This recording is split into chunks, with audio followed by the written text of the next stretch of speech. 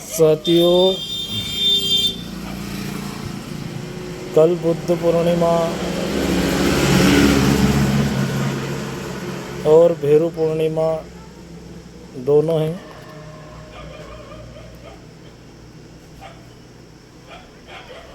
सबसे पहले मैं आप सभी को ईद उत्सव की बहुत बहुत हार्दिक बधाई देता हूं। साथियों, हम बुद्ध पूर्णिमा, बुद्ध पूनम और भेरू पूनम के ऊपर एक चर्चा करने जा रहे हैं कि इन दोनों के बीच में संबंध क्या है। ऐसा तो नहीं कि हमें कहीं ना कहीं बरगलाया गया है या हम जो सही इतिहास हमारा है उसको सही तरीके से समझ नहीं पा रहे हैं। तो साथियों, कल भेरू पूनम है और भेरू पूनम के दिन हम लोग भारत के जितने भी मूल निवासी लोग हैं, या यूँ कहा जाए तो जितनी भी मूल निवासी जातियां हैं, वो सभी लोग कल भेरू पूजन करेंगे और इस उत्सव को मनाएंगे। तो भेरू हैं कौन? तो मैं बचपन से सुनते आ रहा हूँ और आज भी हम जब पूछते हैं लोगों को,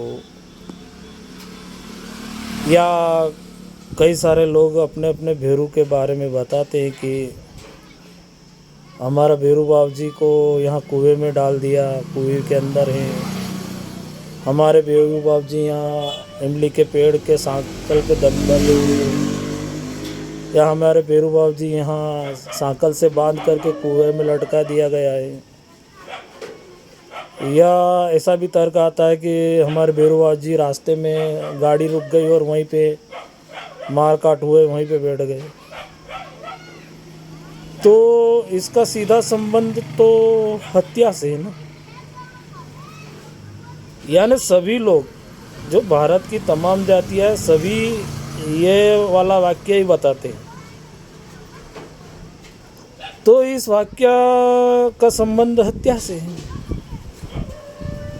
तो फिर हमारे जो भेरू महाराज हैं, उसकी हत्या की किसने? कई सारे भोपे अपने आप में शरीर कपाते रहते हैं, नहा ही करते रहते हैं, कहते हैं मुझे भेरू आ गया। और कभी इस बारे में लोगों ने सोचा ही नहीं कि सांकल से बांध के कुएं में लटकाना, रास्ते में उतार के मारना, या फिर कहीं पेड़ पे बांधना, ये तो हत्या के प्रयास, ये हत्या है। इस प्रकार से मारा जाता है, काटा जाता है। तो इसका मतलब हमारे भेरू का मर्डर हुआ। तो मर्डर हुआ तो हमें ये समझना पड़ेगा कि ये मर्डर या ये हत्या करने वाला कौन, क्या कारण थे कि भेरू की हत्या हुई, क्या कारण थे कि भेरुओं को मारा गया। और कई शास्त्रों में जो पोंगा लोग हैं, पोंगा लोग, इनमें ये भेरू को राक्षस बताते हैं। और हम लोग जो भेरू पूजते हैं, तो हम लोग भेरू को अपना कुल देवता बताते हैं। यानी हम उसके वंश के लोग हैं, कुल के लोग हैं। और जो लोग भेरू को राक्षस बताते हैं, आज तक बताया जा रहा है और हम लोग भी कहते हैं भेरू राक्षस है। और भेरू पूर्णिमा के दिन हम उनको पूजते हैं और ये कहते हैं कि हम भेरू, ये हमारा कुल भेरू है, कुल देवता है। यानी हम उनके, वो हमारे वंशज है। तो इससे तो ये साबित होता है कि हम राक्षसों के वंशज हैं। तो राक्षसों में तो कई सारे राक्षस के नाम हैं। यानी सीधा सीधा मतलब यह है कि हमारे पुरखे जो हैं उनको इन नालायकों ने राक्षस बताया, असुर बताया, दैत्य बताया। और आज भी कई सारी ऐसी जातियां हैं जो अपने आप में असुर लिखती हैं। तो इसका सीधा सीधा संबंध यही है कि हम जो भारत के लोग हैं जिनको असुर कहा, राक्षस कहा, हम उन्हीं लोगों की संतान हैं, नागवंशी लोग हैं। और रहा सवाल भेरू का मर्डर करने का, तो मर्डर कैसे हुआ? तो पुष्यमित्र शुंगा ने राजा वृद्धदत्त मौर्य की हत्या की। बहुत सारे लोग ये बात जानते हैं। हमारा आखिरी पुरखा पुष्यमित्र शुंग, हमारे आखिरी पुरखे की पुष्यमित्र शुंग ने धोखे से उनकी हत्या की, जो थे राजा वृद्धदत्त मौर्य, जो बुद्ध उपासक थे, एक बुद्धिस्ट थे, नागवंशी थे।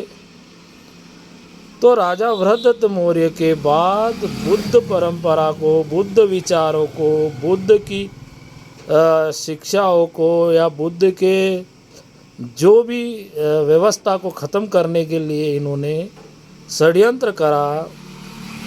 और सिर्फ पुष्यमित्र शुंग के द्वारा राजा वृद्धदत्त मौर्य की हत्या करने के बाद बुद्ध की विरासत ऐसे ही ख़त्म नहीं हुई, क्योंकि बुद्ध का जो ज्ञान है, बुद्ध की जो विचारधारा है, उसका प्रचार प्रसार करने वाले बुद्ध के शिष्य, जिन्हें हम कहते हैं भंते लोग, भिक्खु लोग, भिक्खु भिक्खुनियाँ, भंते, वही लोग बुद्ध की विचारधारा का प्रचार प्रसार करते थे। तो बुद्ध की विचारधारा को ख़त्म करने के लिए उन भंते और भिक्खुओं को, भिक्खुनियों को ख़त्म करना पड़ेगा। वो हम दुश्मन जो हमारे पुरखों का दुश्मन है, हमारा दुश्मन है, वैचारिक दुश्मन है, वो बुद्ध की विचारधारा को नहीं मानता और न ही विचारधारा इस समाज के अंदर, इस देश के अंदर, इस विश्व के अंदर फैले, ऐसा वो नहीं चाहता है। क्योंकि बुद्ध की विचारधारा समता की है, स्वतंत्रता की है, बंधुत्व की है और न्याय प्रिय विचारधारा है। तो उसको ख़त्म करने के लिए पुष्यमित्र शुंगा ने आदेश निकाला कि जो भी इन भिक्खुओं भिक्खुनियों का सर कलम करके लाएगा उसको मैं 100 स्वर्ण मुद्राएं दूंगा। यह बात भी बहुत सारे हमारे लोग जानते हैं, समझते हैं। तो भिक्खु लोग, भंते लोग गांव से बाहर अपना डेरा डाल के रहते थे, गांव के अंदर जाके विचारधारा का प्रचार प्रसार करते थे, प्रवचन करते थे, लोगों को समझाते थे। ऊंच नीच भेदभाव वाली जो व्यवस्था थी उसको ख़त्म करने की बात करते थे। समतामूलक समतामूलक समाज की स्थापना हो, ऐसी बातें करते थे। तो उनको मारने के लिए पुष्यमित्र शुंगा ने आदेश निकाला और कहा कि जो भी इन लोगों का सर कलम करके लाएगा उसे मैं 100 स्वर्ण मुद्राएं दूंगा।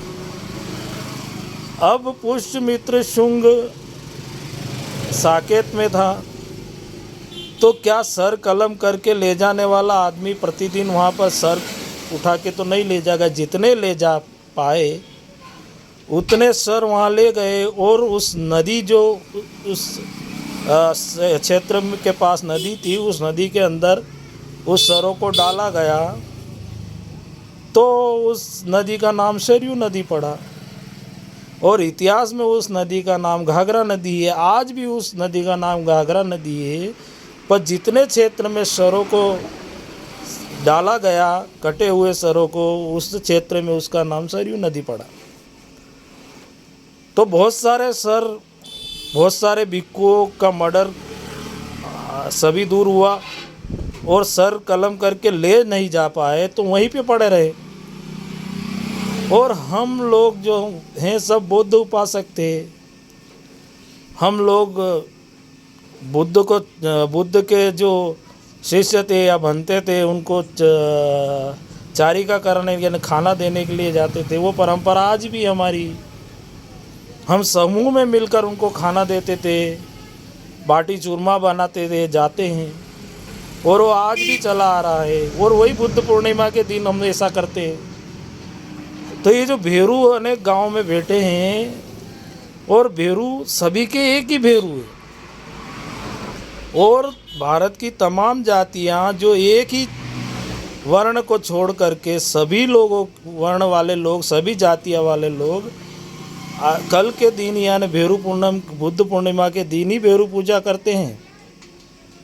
और कई कई गांवों में ऐसा देखा गया है कि एक ही भेरू बाबा जी का स्थान है, वहाँ बहुत सारी जातियाँ पूजा करती है और कहती है कि ये सभी के भेरू है।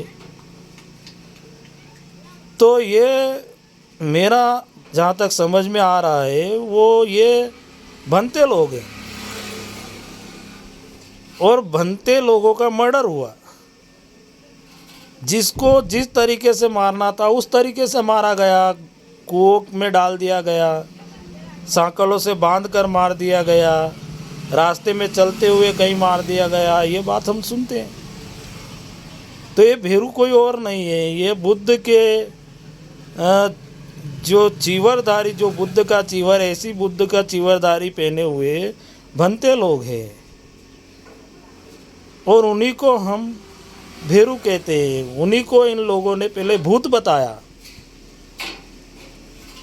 और आज भेरू बाबा जी बता रहे हैं। हम लोग उसको पूजा करते हैं, वहाँ आराधना करते हैं और भेरू को ही राक्षस बताया। तो जब हमारा पुरखा जो राक्षस है, जिसको बताया राक्षस है, दानव है, तो जब कल हम दानव की पूजा करेंगे तो हमारे घर के अंदर देवता क्या कर रहे हैं? यानी दानव है या राक्षस है जिसको हम कहते हैं हमारे कुल का है, यानी हम राक्षस है, दानव है। तो जब हम दानव है और हम घर आते तो घर के अंदर देवता है, तो ये तो कुछ समझने वाली बात नहीं आई। हमारा कुल राक्षसों का है, दानवों का है, तो देवता किधर से आ गए? या फिर अगर हम दानव नहीं है, राक्षस नहीं है, तो भेरू राक्षस को क्यों पूछते हैं? तो ऐसा षड्यंत्र किया जा रहा है और लोगों के दिमाग के अंदर गोबर फंसा दिया गया है, गंदगी फंसा दिया गया है, जो आज तक समझ में नहीं आई। और बुद्ध के विचार वो पहले हमको पंचशील समझाते थे, जीव हिंसा नहीं करना, जीव हत्या नहीं करना, चोरी नहीं करना, झूठ नहीं बोलना, व्यभिचार नहीं करना और नशा नहीं करना।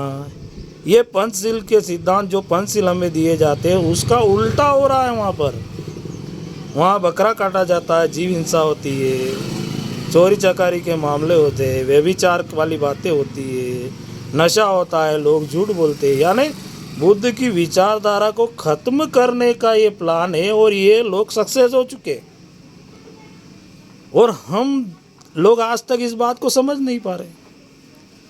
जो बुद्ध को मानते नहीं है, बुद्ध की विचारधारा नहीं समझना चाहते, बुद्ध का शासन इस देश पर या बुद्ध की व्यवस्था यहाँ नहीं होनी चाहिए ऐसा मानते, उन लोगों वो लोग भेरू पूजा भी नहीं करते। आप लोग मेरी बात को समझ रहे हैं वो कौन है? इसके पहले मैंने वीडियो में गोत्र का रेफरेंस दे करके बहुत सारी बातें समझाई है। तो इस चीज़ को हम लोगों को समझना पड़ेगा साथियों। हम शारीरिक रूप से इस देश में आज़ाद हैं, ये कहीं ना कहीं हो सकता है आपको लग रहा है, पर हम मानसिक रूप से पूरे के पूरे गुलाम हैं। ये पक्की बात है, 100%, 100% सही बात है। तो ये मानसिक गुलामी को ही हम आपस में चर्चा करके किसी विषय पर मंथन करके सोच समझ करके हम दूर कर सकते हैं। यह बात कितनी सही है आप इस पर विचार करिएगा। और जो सही है उसको माने। बुद्ध की विचारधारा, बुद्ध की सोच, बुद्ध का ज्ञान घर घर पहले। महापुरुषों की करुणा आप सभी के ऊपर बनी रहे। मानवता जिंदाबाद रहे, मानवता घर घर रहे, हर मोहल्ले जात गांव में रहे, शहरों में रहे, पूरे देश में रहे। इसी आशा और विश्वास के साथ आपको एक बार पुनः जो बुद्ध को मानते हैं उनको बुद्ध पूर्णिमा की हार्दिक हार्दिक बधाई, और जो बुद्ध के अनुयायियों को भेरू के रूप में मानते हैं उनको भी बहुत बहुत बधाई, मंगल कामनाएं। नमो बुद्धाय, जय भीम।